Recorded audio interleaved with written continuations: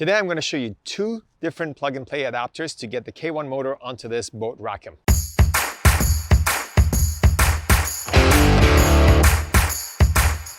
All right, the simplest way to motorize this BOTE Rackham is through their pedal drive adapter. So you use our Bixpy BOTE pedal drive adapter. We simply remove this plate.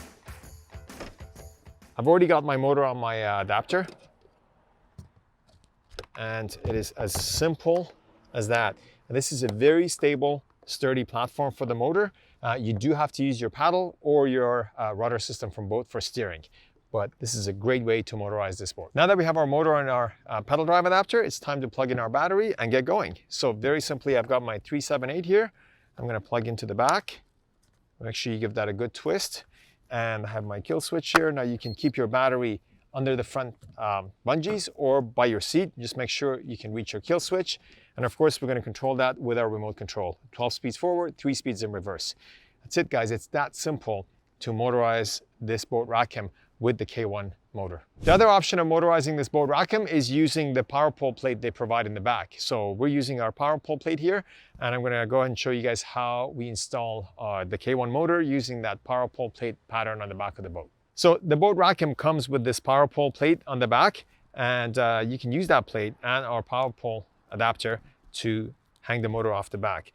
BOTE does come with their own nuts and bolts for these, but we're going to use ours. The one thing to be careful anytime you're doing something like this is don't push these bolts through the nut and into the material, because there is sometimes bare material under there and you might puncture your paddleboard, and that's the end of it.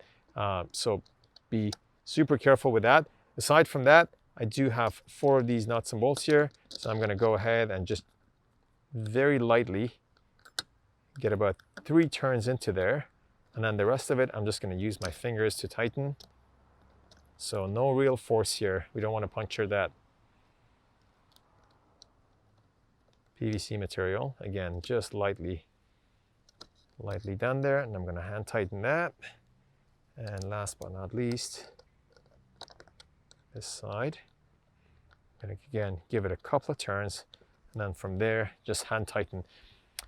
That's it. We have our plate on our boat. This is nice and secure, and we're going to go ahead and put the vertical pipe on there now. All right, I have our vertical pipe. I've already got my motor on there with those 4 nuts and bolts, and I do have the pole steering here as an option as well, and we'll talk about that in a second. I like running this connector under here when I'm doing this, so the motor is out of the way, and we're going to go ahead and put that in there, and we have our sort of quick release gnarly bolts here.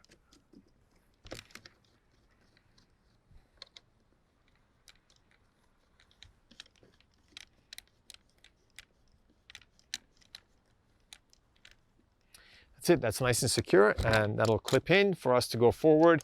You can have your pull rope up here, and you can pull that all the way to your seat. So if you want to pull the motor up, you're just pulling that and locking it down, and then back it goes. Again, I do have the pole steering on here. The installation of this is in a separate link below, so you can look for that. But I'm going to grab my pole and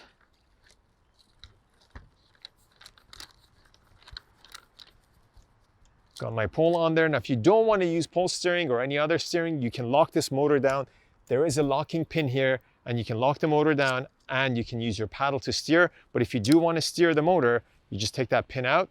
And in this case, again, I've got my pole steering. I'm going to run all the way up to my seat. And what we really like here on this boat is they have these really cool paddle clips. And I've got one here, and that'll lock in my pole steering, and I can do it in different positions. And this is actually really cool, because if you're on the water and you just want to go straight and you don't want the motor to sort of turn on its own, you can just lock this down here. All right, so now we've got 2 different options to motorize this BOTE Rackham. We also have 2 different battery options on this system. So we have the 378 sort of recreational battery. This will keep you on the water for about 4 to 5 hours, about an hour and 15 minutes at full speed, or about 10 to 12 hours of trolling. We do have the PP768, which is twice the size roughly, and it offers a 13th speed on the high end as well. It'll keep you on the water for about 8 to 10 hours of average use.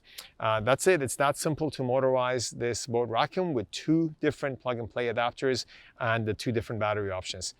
Thanks, and see you guys on the water.